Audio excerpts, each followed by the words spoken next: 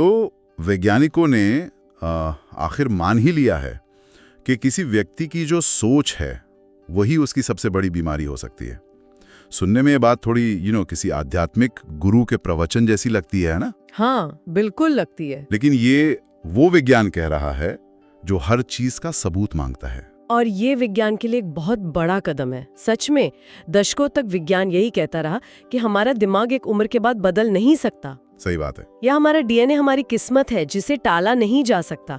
लेकिन अब वही विज्ञान मान रहा है कि जो बातें हजारों साल पहले हमारे ऋषि मुनि कह गए थे उनमें गहरी सच्चाई छिपी थी। तो चलिए आज इसी सच्चाई की परतों को खोलते हैं।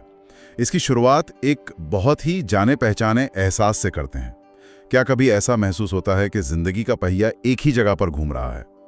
वही तकलीफें, सेहत की वही परेशानियां, पैसों की तंगी, रिश्तों में उलझने, जैसे एक टूटा हुआ रिकॉर्ड हो। हाँ, जैसे जिंदगी एक टूटे हुए रिकॉर्ड की तरह एक ही दुख का गाना बार बार गा रही हो। ये एक ऐसा अनुभव है जिसे ज्यादातर लोग गुजरते हैं। मतलब सुबह उन्हीं चिंताओं के साथ उठना और रात को वही बोझ और अफसोस के साथ सो जाना। और उन्हें लगता है कि वे एक चक्रव्यूह में फंस गए हैं। बिल्कुल, जिससे बाहर निकलने का कोई रास्ता ही नहीं है। और वो सोचते हैं कि शायद उनकी किस्मत ही खराब है। अगर ये अनुभव किसी को अपना सा लग रहा है तो आज की हमारी ये चर्चा शायद जिंदगी की दिशा बदल सकती है। आज हम उस विज्ञान की बात करेंगे जो किस्मत को बदलने की चाबी हमारे ही हाथों में देता है। और इस क्रांति के केंद्र में एक नाम है डॉक्टर जो डिस्पेंजा, एक न्यूरोसाइंटिस्ट जिन्होंने आधुनिक चिकित्सा और अध्यात्म के बीच एक पुल बना दिया है। उनका मूल विचार बहुत सरल है लेकिन बहुत शक्तिशाली है। अगर हमारी सोच हमें बीमार कर सकती है तो हमारी सोच हमें ठीक भी कर सकती है। अच्छा? लेकिन इस शक्ति को समझने से पहले हमें अपने सबसे बड़े दुश्मन को पहचानना होगा। और वो दुश्मन कोई बाहर नहीं बल्कि हमारे अंदर ही है। ओके, तो ये दुश्मन कौन है? डॉक्टर डिस्पेंजा कहते हैं कि हमारा शरीर हमारे बीते हुए कल का नशा करता है। ये बात सुनने में थोड़ी अजीब लगती है। नशा तो हम किसी बाहरी चीज से जोड़ते हैं जैसे शराब या ड्रग्स। हमारा शरीर खुद दुख, चिंता या गुस्से जैसी भावनाओं का आदी कैसे हो सकता है? ये सवाल बहुत जरूरी है और इसका जवाब हमारी बायोलॉजी में छिपा है। ये सिर्फ एक मनोवैज्ञानिक बात नहीं है, ये एक केमिकल प्रक्रिया है। केमिकल प्रक्रिया? हाँ, जब भी कोई पुरानी दुखद घटना याद की जाती है जैसे बॉस की डांट या किसी अपने का धोखा, तो दिमाग तुरंत तनाव वाले हार्मोन जैसे कॉर्टिसोल और एड्रेनलिन छोड़ना शुरू कर देता है। और इसका असर तो हम सबने महसूस किया है। दिल की धड़कन तेज हो जाती है, मुट्ठियां भिंच जाती हैं, पेट में अजीब सी बेचैनी होती है। हाँ, शरीर लड़ो या भागो यानी फाइट और फ्लाइट मोड में चला जाता है। बिल्कुल जैसे सामने कोई असली शेर खड़ा हो। दिमाग एक पुरानी याद और एक असली खतरे में फर्क नहीं कर पाता। अच्छा, अब सोचिए, जब ये प्रक्रिया दिन में 50 बार 100 बार दोहराई जाती है सालों तक, तो क्या होता है? हमारे शरीर की करोड़ों कोशिकाएं यानी सेल्स इन तनाव वाले केमिकल्स में नहाना शुरू कर देती हैं। धीरे धीरे उन्हें सामान्य महसूस करने के लिए इन्हीं केमिकल्स की जरूरत पड़ने लगती है। एक मिनट रुकिए, तो आप कह रही हैं कि हमारे सेल्स इन नेगेटिव केमिकल्स पर निर्भर हो जाते हैं? हाँ, जैसे एक ड्रग एडिक्ट ड्रग्स पर निर्भर हो जाता है। ठीक यही होता है। कोशिकाओं के ऊपर छोटे छोटे रिसेप्टर्स होते हैं जो इन केमिकल्स को पकड़ते हैं। बार बार एक ही केमिकल मिलने पर वो और ज्यादा रिसेप्टर बना लेते हैं। ओके। अब उन्हें अपनी खुराक चाहिए, तो जैसे ही कोई थोड़ा सा शांत या खुश महसूस करने की कोशिश करता है, शरीर की कोशिकाएं दिमाग को संकेत भेजती हैं, अरे वो कॉर्टिसोल कहाँ है, हमें तो उसकी आदत है, जल्दी कुछ बुरा सोचो। ये तो कमाल की बात है। तो इसका मतलब ये है कि जब कोई बदलाव लाने की कोशिश करता है तो उसे सिर्फ अपनी इच्छा शक्ति से नहीं बल्कि अपने शरीर की केमिस्ट्री से भी लड़ना पड़ता है। ये तो एक अंदरूनी लड़ाई हुई। और दिमाग एक वफादार नौकर की तरह उन कोशिकाओं का आदेश पूरा करता है। वो तुरंत कोई पुरानी कड़वी याद सामने ले आएगा और जैसे ही वो याद आती है, केमिकल रिलीज होता है और शरीर कहता है, अब जाकर आराम मिला। ये एक स्वनिर्मित जेल है। इसकी दीवारें हमारी अपनी सोच से बनी हैं। वाह। और इस जेल का नक्शा डॉक्टर जो डिस्पेंजा ने दुनिया के सामने रखा और इसे तोड़ने की चाबियां भी दी। और उनकी अपनी कहानी इस बात का सबसे बड़ा सबूत है ना? बिल्कुल। सालों पहले एक ट्रायथलॉन के दौरान एक गाड़ी ने उन्हें टक्कर मार दी। उनकी रीढ़ की हड्डी के 6 वर्टिब्रा टूट गए थे। और डॉक्टरों का एक ही जवाब था कि पीठ में स्टील की रॉड लगवानी पड़ेगी और शायद फिर कभी चल भी नहीं पाएंगे। लेकिन उन्होंने सर्जरी से इनकार कर दिया। उन्होंने एक ऐसा फैसला लिया जिसे उस वक्त सबने पागलपन कहा था। उन्होंने क्या किया? उन्होंने तय किया कि जिस शक्ति ने इस शरीर को बनाया है वही शक्ति इसे ठीक भी कर सकती है। हफ्तों तक वो बिस्तर पर लेटे हुए सिर्फ एक ही काम करते थे, अपनी कल्पना में अपनी रीढ़ की हड्डी को दोबारा बनता हुआ देखते थे। एक एक वर्टिब्रा को जुड़ता हुआ, मजबूत होता हुआ महसूस करते थे। वो दर्द पर नहीं बल्कि उस सेहत पर ध्यान देते थे जो वो चाहते थे। ये आसान तो नहीं रहा होगा? बिल्कुल नहीं। उनका दिमाग बार बार शक और डर पैदा करता था, लेकिन वो हर बार उसे वापस खींचकर अपनी कल्पना पर ले आते थे। और नतीजा ये हुआ कि सिर्फ 10 हफ्तों में बिना किसी सर्जरी के डॉक्टर डिस्पेंजा दोबारा अपने पैरों पर खड़े हो गए और चलने लगे। ये किसी चमत्कार से कम नहीं है। और इसी अनुभव ने उन्हें अपना जीवन इस विज्ञान को समर्पित करने के लिए प्रेरित किया। उन्होंने 3 ऐसे वैज्ञानिक सच दुनिया के सामने रखे जो हमारे अतीत की इस जेल का ताला हमेशा के लिए खोल सकते हैं। चलिए पहली चाबी से शुरू करते हैं। इसका नाम है न्यूरोप्लास्टिसिटी। न्यूरोप्लास्टिसिटी मतलब हमारा दिमाग पत्थर की लकीर नहीं बल्कि गीली मिट्टी है। सही कहा। सालों तक हमें यही पढ़ाया गया कि हमारा दिमाग 20-22 साल की उम्र के बाद विकसित होना बंद हो जाता है, जो अब विज्ञान का सबसे बड़ा झूठ साबित हो चुका है। बिल्कुल। न्यूरोप्लास्टिसिटी का एक सरल सा नियम है, nerve cells that fire together wire together. मतलब यानी दिमाग की जो नसें, जो न्यूरॉन्स एक साथ सक्रिय होती हैं, वे आपस में मजबूती से जुड़ जाती हैं। हर सोच, हर भावना दिमाग में एक नया कनेक्शन बनाती है या पुराने को और मजबूत करती है। इसे समझने के लिए वो हाईवे वाला उदाहरण बहुत अच्छा है। हाँ, बताइए। मान लीजिए दिमाग में चिंता करने का एक रास्ता बना हुआ है। जैसे ही कोई छोटी सी समस्या आती है, हमारी सोच उस रास्ते पर ऐसे भागती है जैसे कोई गाड़ी 8 लेन के हाईवे पर। क्या होगा, कहीं कुछ गलत ना हो जाए। और जितनी बार उस रास्ते पर चला जाता है, वो हाईवे उतना ही चौड़ा और पक्का होता जाता है। हाँ। अब अगर कोई विश्वास और शांति का एक नया रास्ता बनाना चाहता है, तो ये पहली बार में घने जंगल को साफ करने जैसा है। बहुत मेहनत लगती है, मुश्किल होती है। दिमाग बार बार पुराने आसान हाईवे पर भागना चाहता है। बिल्कुल।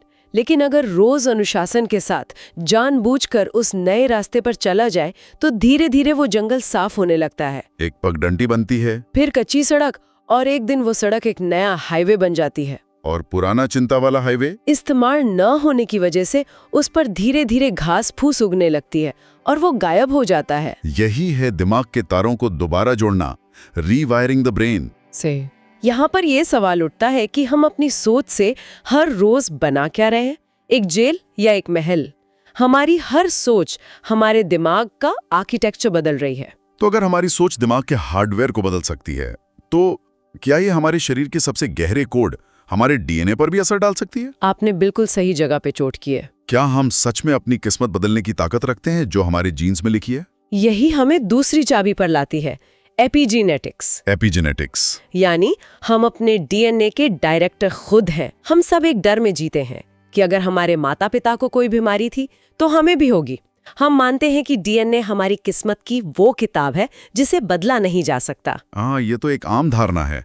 लोग कहते हैं ये तो हमारे परिवार में चलता आ रहा है। लेकिन एपिजेनेटिक्स का विज्ञान ये साबित करता है कि जीन सिर्फ एक ब्लूप्रिंट है। इसे क्रिसमस ट्री वाले उदाहरण से समझिए। अच्छा। हमारा डीएनए वो पेड़ है और उस पर लगी हजारों लाइटें हमारे जीन्स हैं।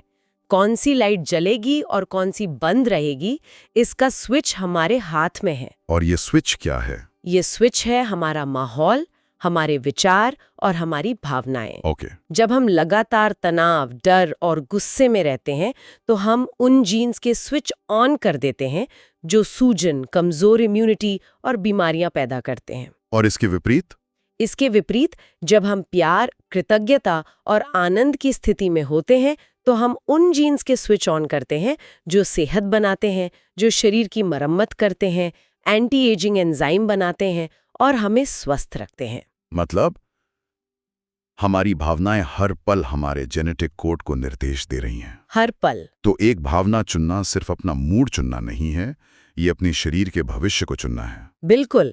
ये तो बहुत बड़ी शक्ति और जिम्मेदारी दोनों है। हाँ। और ये हमें तीसरी और शायद सबसे रहस्यमयी चाबी पर लाता है, द प्लेसीबो इफेक्ट। विश्वास का विज्ञान। हाँ। प्लेसीबो इफेक्ट, ये तो विज्ञान की दुनिया का सबसे बड़ा चमत्कार और सबसे बड़ा सिरदर्द भी है। सही है। मेडिकल ट्रायल्स में मरीजों के एक ग्रुप को असली दवाई दी जाती है और दूसरे ग्रुप को शक्कर की एक नकली गोली, ये बताकर कि ये एक बहुत असरदार नई दवाई है। और हजारों स्टडीज में जो नतीजे आए हैं वे हैरान करने वाले हैं। जिन लोगों ने नकली गोली खाई उनमें से भी 30 से 50% लोग सच में ठीक हो गए। सच में? हाँ, उनकी बीमारियां, उनके लक्षण सब गायब हो गए। कुछ स्टडीज में तो मरीजों की फेक सर्जरी भी की गई। फेक सर्जरी मतलब मरीज को बेहोश किया गया, उसकी त्वचा पर छोटा सा कट लगाकर सिल दिया गया, ये बताकर कि उनका सफल ऑपरेशन हो गया है, और उनमें से ज्यादातर लोग ठीक हो गए। कमाल है। अब यहाँ सबसे बड़ा सवाल ये है, अगर एक नकली गोली या एक झूठा ऑपरेशन इंसान को ठीक कर सकता है, तो असली शक्ति या असली दवा कहाँ थी? गोली में तो नहीं थी, तो फिर उसके अपने अंदर? ठीक, शक्ति हमेशा से इंसान के अंदर ही थी। उस गोली ने सिर्फ उसके विश्वास को जगाने का काम किया।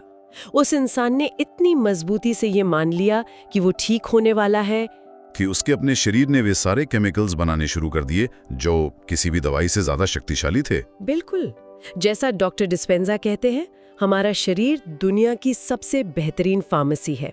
उसे हर बीमारी का इलाज पता है, बस उसे सही सिग्नल देने की जरूरत है। और वो सिग्नल है हमारा अटूट विश्वास। प्लेसीबो कोई बाहरी चीज नहीं है, प्लेसीबो हम खुद हैं। ये सब सुनने के बाद एक सवाल दिमाग में आता है, ये काम कैसे करता है? मतलब न्यूरोप्लास्टिसिटी, एपिजेनेटिक्स, प्लेसीबो, इन सब के पीछे का मैकेनिज्म क्या है? और यहीं पर विज्ञान और आध्यात्म एक होते हुए दिखाई देते हैं। डॉक्टर डिस्पेंजा जिस क्वांटम फील्ड की बात कर रहे हैं, क्या ये वही चीज है जिसे हमारे ऋषि मुनि हजारों साल से ब्रह्मांड या आकाश कहते आए हैं? हाँ, ये एक ही सिक्के के दो पहलू हैं। क्वांटम फिजिक्स के अनुसार ये पूरा ब्रह्मांड खाली नहीं है, ये ऊर्जा और सूचना का एक अदृश्य समुंदर है जिसमें सारी संभावनाएं एक साथ मौजूद हैं। एक साथ मौजूद है। बिल्कुल, हमारा वो भविष्य जहां हम स्वस्थ हैं, वो संभावना भी उसी फील्ड में एक ऊर्जा के रूप में मौजूद है। हमारा वो भविष्य जहां हम अमीर और खुश हैं, वो संभावना भी वहीं मौजूद है। तो अगर सारी संभावनाएं पहले से मौजूद हैं, तो हम उन्हें अपनी जिंदगी में लाते कैसे? अपने सिग्नल से। हम हर पल अपनी सोच और अपनी भावनाओं से एक इलेक्ट्रोमैग्नेटिक सिग्नल इस क्वांटम फील्ड में भेज रहे हैं। अच्छा। अगर हम डर, कमी और गुस्से की ऊर्जा में जी रहे हैं, तो हम वैसी ही संभावनाओं को अपनी ओर खींचते हैं। अपनी हकीकत को बदलने के लिए हमें अपनी ऊर्जा को बदलना होगा। और ये कैसे होता है? इसे डॉक्टर डिस्पेंजा ब्रेन और हार्ट कोहेरेंस कहते हैं। ब्रेन और हार्ट कोहेरेंस यानी जब हमारे दिमाग की सोच और हमारे दिल की भावना एक हो जाती है, जब विचार मैं स्वस्थ हूँ और भावना स्वास्थ्य की गहरी खुशी और कृतज्ञता एक साथ मिल जाते हैं, तो हम एक शक्तिशाली चुंबक बन जाते हैं। ये साफ इरादा और बुलंद भावना का मेल है। हाँ, जो क्वांटम फील्ड से उस संभावना को हमारी हकीकत में खींच लाता है। ये कोई नई फिलॉसफी नहीं लग रही। हमारे उपनिषदों ने कहा अहम ब्रह्मास्मि, मैं ही ब्रह्मांड हूँ। बुद्ध ने कहा था हम वो हैं जो हम सोचते हैं, अपने विचारों से हम दुनिया बनाते हैं। और आज न्यूरोसाइंस और क्वांटम फिजिक्स इसी बात पर मोहर लगा रहे हैं। सही बात है। तो सवाल ये नहीं है कि क्या ये मुमकिन है। विज्ञान कहता है ये मुमकिन है। असली सवाल ये है, क्या हम इसे करने के लिए तैयार हैं? क्या हम अपने अतीत के नशे को छोड़ने के लिए तैयार हैं? क्योंकि इसमें मेहनत लगती है। रोज सुबह उठकर ये फैसला करना होता है कि हम अपनी समस्याओं से बड़े हैं या हमारी समस्याएं हमसे बड़ी हैं। तो चलिए अब इन बातों को सिर्फ जानकारी तक सीमित न रखकर अनुभव में बदलते हैं। स्रोत में एक बहुत ही सरल लेकिन शक्तिशाली अभ्यास दिया गया है। अगर कोई ऐसी जगह पर है जहां शांति हो, तो अपनी आंखें बंद कर सकते हैं। ये सिर्फ 2 मिनट का अभ्यास है। एक गहरी सांस अंदर लीजिए और धीरे धीरे बाहर छोड़िए। शरीर को एकदम ढीला छोड़ दीजिए। अब उस भविष्य के बारे में सोचें जो आप सच में चाहते हैं। वो एक चीज क्या है जिसे आप सबसे ज्यादा बदलना चाहते हैं?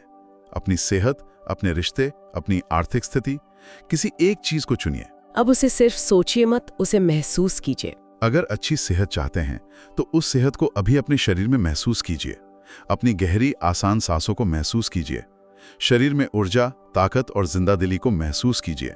उस एहसास को इतना असली बनाइए कि दिमाग उसे सच मान ले। अगर दौलत चाहते हैं तो उस अमीरी की भावना को महसूस कीजिए। बिल चुकाने की चिंता नहीं, बल्कि आज़ादी, सुरक्षा और शांति का एहसास। उस उदारता को महसूस कीजिए जो आप दूसरों को दे सकते हैं। और अगर एक प्यार भरा रिश्ता चाहते हैं तो उस प्यार को महसूस कीजिए। उस रिश्ते की गर्मजोशी, अपनेपन और जुड़ाव को अपने दिल में महसूस कीजिए। इस भावना को इतनी गहराई से महसूस कीजिए कि आप भूल जाएं कि यह अभी हकीकत नहीं है। आपका शरीर यह मानने लगे कि यह अनुभव अभी इसी पल हो रहा है। यहाँ जो विज्ञान काम कर रहा है वो ये है कि हमारे दिमाग को एक असली अनुभव और एक बहुत गहराई से सोचे गए अनुभव में फर्क नहीं पता। अच्छा। जब हम अपने सुनहरे भविष्य को इतनी शिद्दत से महसूस करते हैं तो दिमाग उसे भी असली मान लेता है और शरीर में वे सारे केमिकल्स बनाने लगता है और दिमाग में वे न्यूरल कनेक्शंस बनाने लगता है जो उस भविष्य से मेल खाते हैं। आप सचमुच अपने शरीर को, अपने दिमाग को भविष्य में जीना सिखा रहे हैं। बिल्कुल। और जब ये रोज किया जाएगा तो एक दिन आंखें खुलेंगी और वो भविष्य आपकी आज की हकीकत बन चुका होगा। अब धीरे धीरे अपनी आंखें खोल सकते हैं। यही वो काम है, यही वो साधना है। रोज अपने आप को अपनी पुरानी पहचान से बड़ा बनाना, रोज अपनी समस्याओं से बड़ा महसूस करना, और हर दिन ये चुनाव करना कि आप अतीत की याद में जिएंगे या भविष्य की दृष्टि में। बिल्कुल। अंत में एक आखिरी और सबसे जरूरी सवाल जो हर किसी को खुद से पूछना है, जैसा कि स्रोत में बताया गया है। डॉक्टर डिस्पेंजा कहते हैं कि बदलाव इसलिए मुश्किल है क्योंकि हम अपने जाने पहचाने दुखों से ज्यादा प्यार करते हैं, बजाय एक अनजाने भविष्य को अपनाने के। सही बात है। हमें अपनी तकलीफों में एक तरह का आराम मिलता है क्योंकि वे जानी पहचानी है। ये सवाल सच में सोचने पे मजबूर कर देता है ना? हाँ। क्या हम अपने जाने पहचाने दुखों को एक अनजाने भविष्य की तुलना में अधिक प्यार करते हैं? चुनाव अतीत की यादों और भविष्य की दृष्टि के बीच है। यह सवाल हमारे लिए जवाब देने के लिए नहीं है, बल्कि हर सुनने वाले के लिए खुद से पूछने और अपने अंदर इसका जवाब खोजने के लिए है।